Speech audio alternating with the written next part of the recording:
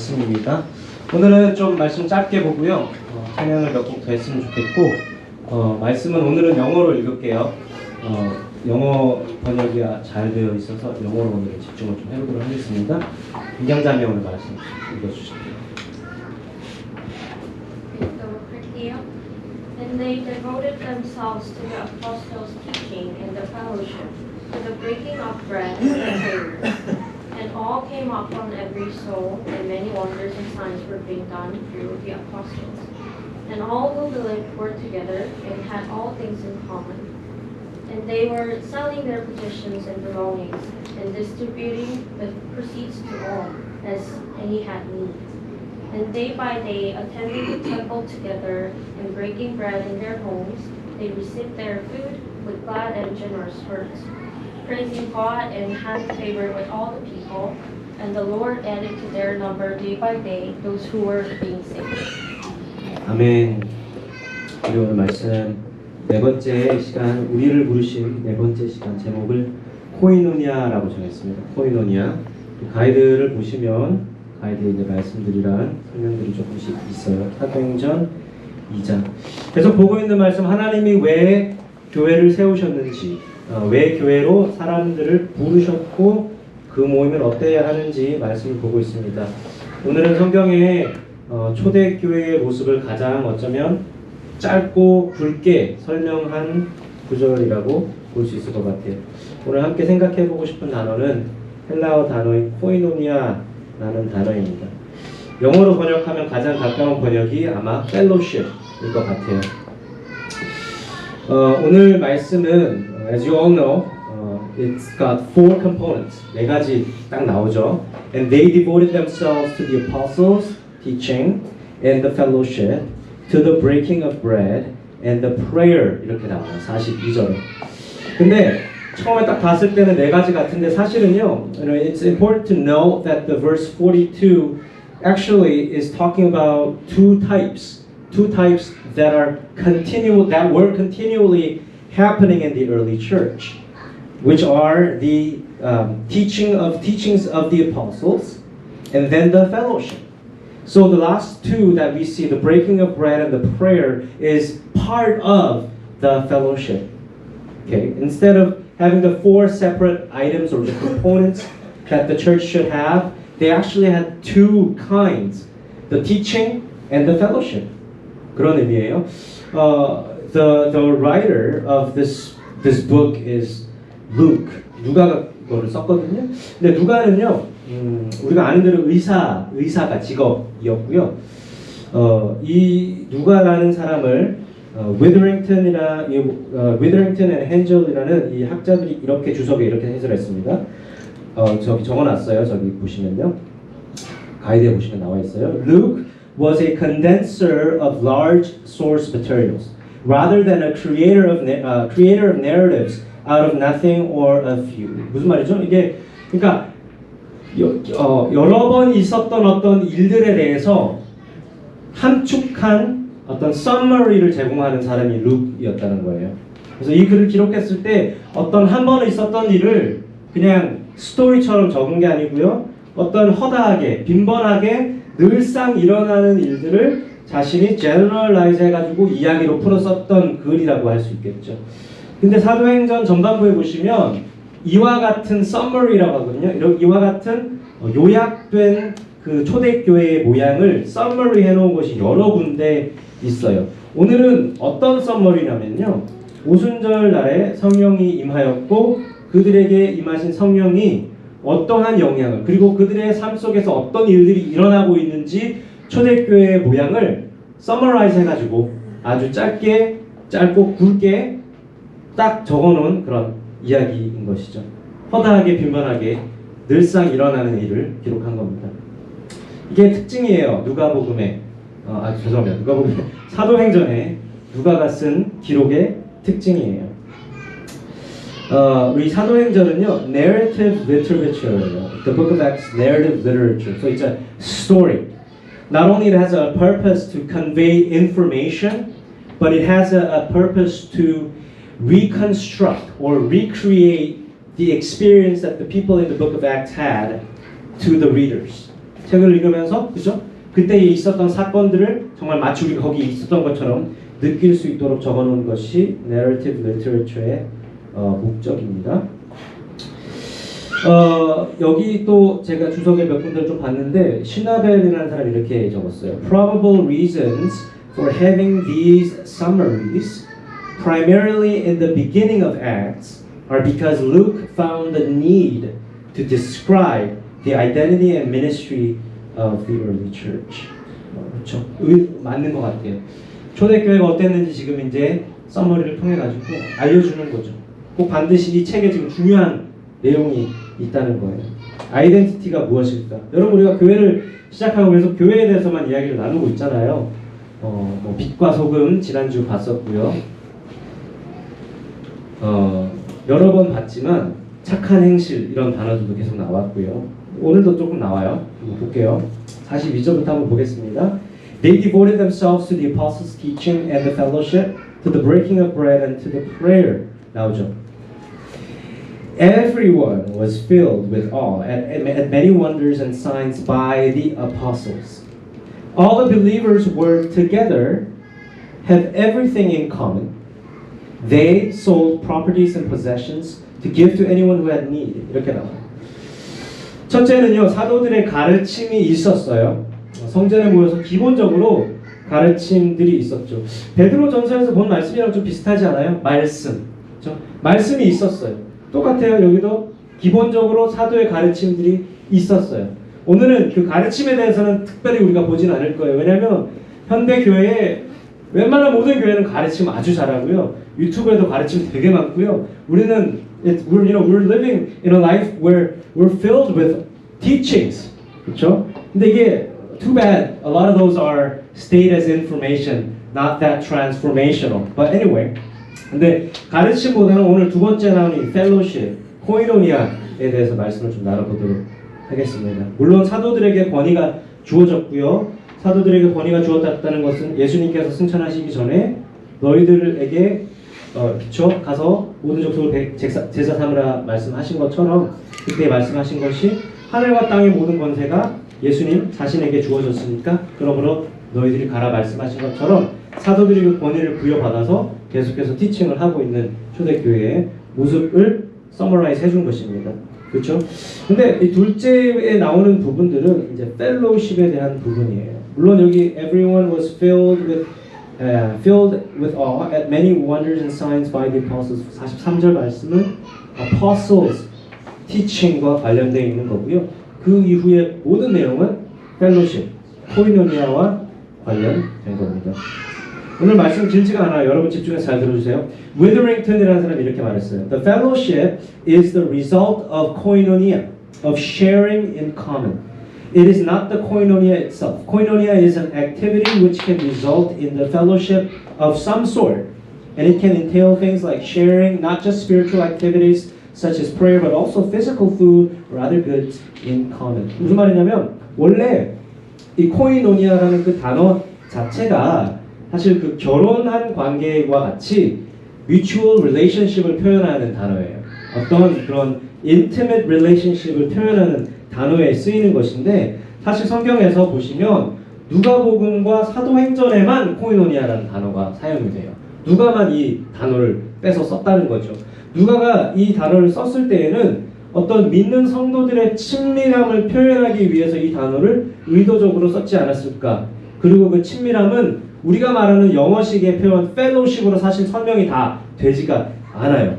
fellowship이라 그러면 그냥 우리가 나누고 떡을 떼고 기도하기 힘쓰고 여기 나오듯이 물건을 통용하고 필요에 따라 소유를 나누는데 사실 이 위더링턴이라는 학자가 하는 말은 뭐냐면 그런 것들은 실제적으로 코이노니아의 결과물이지 그것 자체가 코이노니아가 아니다라는 이야기를 하는 거예요. 그러니까 코이노니아는 관계, intimate relationship을 이야기하는 거예요.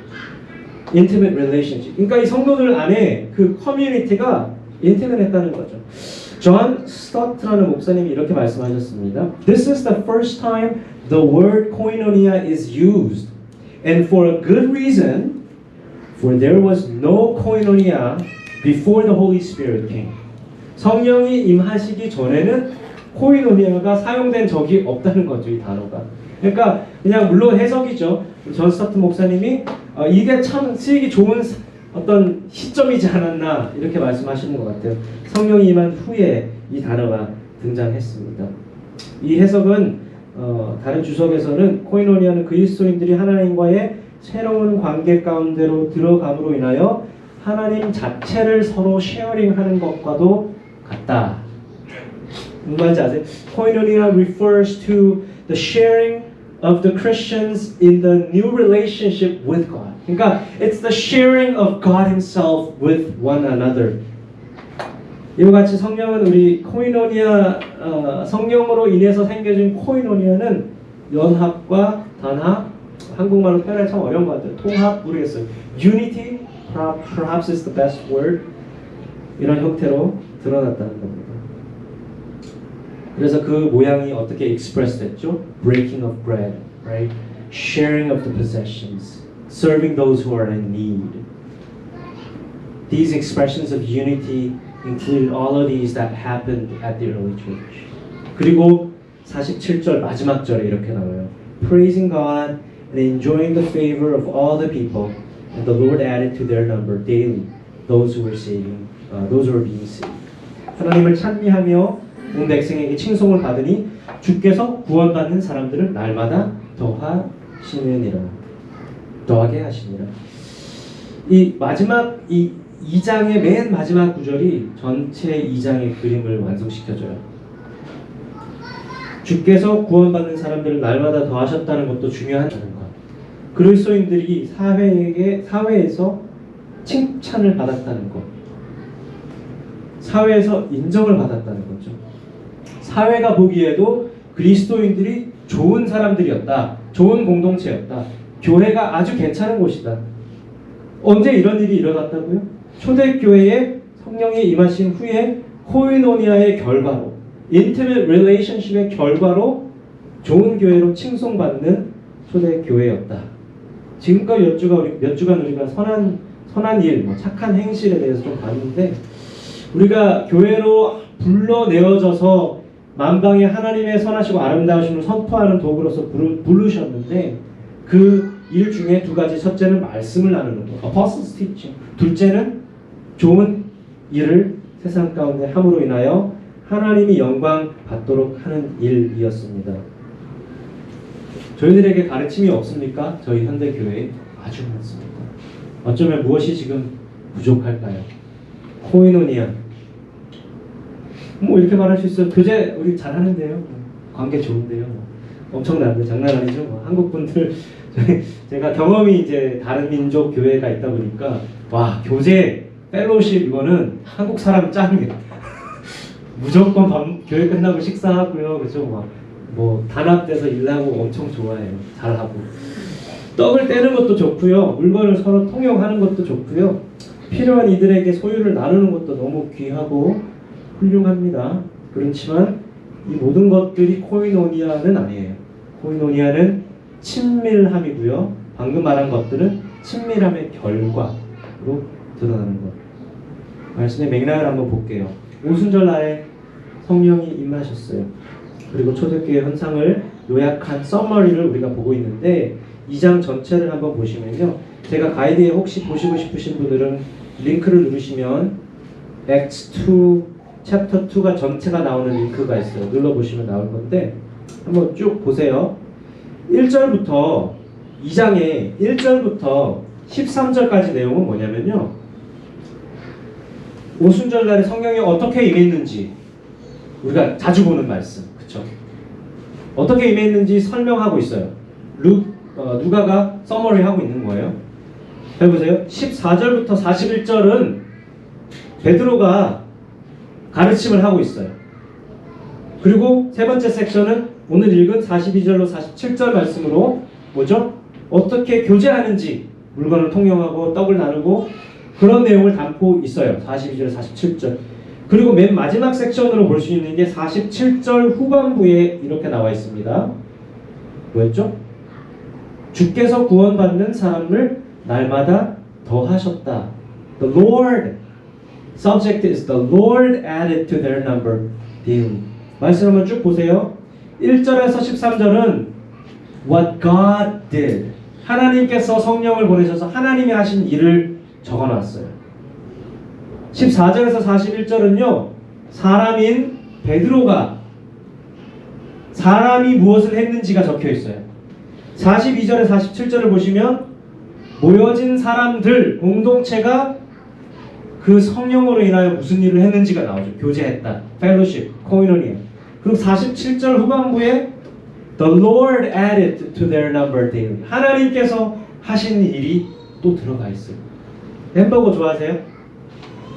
햄버거 그림을 제가 여기 가이드에 넣어놨는데 햄버거, 치즈버거 가져왔는데 보시죠. 배고프시죠? 치즈버거 보시면 빵이 탑 and bottom, 빵이 두 종류 이렇게 있잖아요. 탑 번, 탑 bottom 번, 그렇죠? 햄버거 번이 위 아래에는 지금 하나님이 하신 일에 대해서 적혀 있고요. 가운데 치즈와 미트는 뭡니까? 우리 인간이 무엇을 하였는가? 어떻게 반응을 하였는가? 여러분 햄버거 드실 때 어떻게 드세요? 누가 옛날에 다 어릴 때 보니까 세컨더리 스쿨 다닐 때 보니까 우리 리치 혹시 그런 친구 있는지 모르겠어요. 햄버거를 뚜껑을 딱 열어가지고 치즈 먹고 페리 빼먹고 뭐 피클 따로 먹고 마지막에 빵 씹어 먹는 그런 친구 있었거든. 아무도 햄버거 그렇게 안 먹어요, 그죠? 햄버거는 it's meant to take a bite. 이렇게 딱 모아가지고 한 번에 씹도록. 여러분 사도행전 2장은 한 번에 씹도록 만들어져 있어요. 햄버거처럼. 전체를 보셔야 돼요. 코이노니아는 이 안에 비밀이 지금 있어요. 코이노니아라는 거는 그냥 교제하고 이게 아니고요. 하나님께서 행하신 코이노니아는 2장 전체를 씹을 때 일어납니다. 잘 보세요. 교회는 성령 하나님과 인간의 합작이에요. 말씀을 보세요. 하나님이 하셨고요. 처음에 인간이 베드로가 설교를 했고요. 교제를 했고요. 인간들이 모여가지고 그죠? 마지막에 주님께서 숫자를 더하셨다. 이게 교회입니다. 교회는 이렇게 이와 같이 아무리 인간이 노력해서 교제를 한다고 한들 재정을 서로 통용하기 위해서 어떤 시스템을 만든다 한들 아무리 우리의 최고의 knowledge로 성경을 가르친다고 한들 궁극적으로 성령 하나님과의 친밀함을 이야기하고 있다. 그래서 코이노니아는 친밀함 그런 곳입니다. 한 번에 배워 먹어야 한다. 겉에 빵은 하나님 하시는 일, 속은 하나님 자녀인 우리들이 할 일, 이 네 가지를 지금 네 가지 섹션을 같이 씹는 것이 성령과 함께 친밀하게 사역을 만들어가는 것이다라고 저는 생각합니다. 지금도 살아서 역사하시고 계시는 우리 하나님, 그렇죠? 지금도 우리와 함께 일하시길 원하시는 하나님. 우리 인간만 일하는 걸 지켜보시는 분이 아니에요. 함께 가야 한다는 거예요. 햄버거를 한꺼번에 씹어야 한다는 거예요. 함께 가길 원하시는 그분과 연합하는 것, 친밀함은 바로 그 이야기를 하는 거예요. Mutual relationship, intimate relationship. 교회는 여러분 바로 그런 것입니다. 그래서 오늘도 우리가 할 수 있는 것이 있고요. 오늘도 그분만이 하셔야 하는 일들이 있기 때문에 오늘도 우리가 교회를 세우는 거예요. 인간이 인간의 방법으로 최고의 교회를 세운다고 자동으로 됐으면 참 좋겠는데 아니면 주님이 알아서 그분의 방식대로 혼자 하시면 되시지 뭐 우리를 솔직히 왜 쓰시겠어요? 교회를 혼자 만드시면 되시지. 그러나 교회는 성령 하나님과 인간의 합작이다. 마치 오늘 말씀처럼 이 네 섹션에 한꺼번에 들어가지 않으면 초대교회가 없었던 것도 같은 것처럼 오늘날 우리의 교회는 한꺼번에 가는 그분과 코이노니아 안에 있는 저희들이 되었으면 좋겠습니다. 저는 이렇게 생각해요.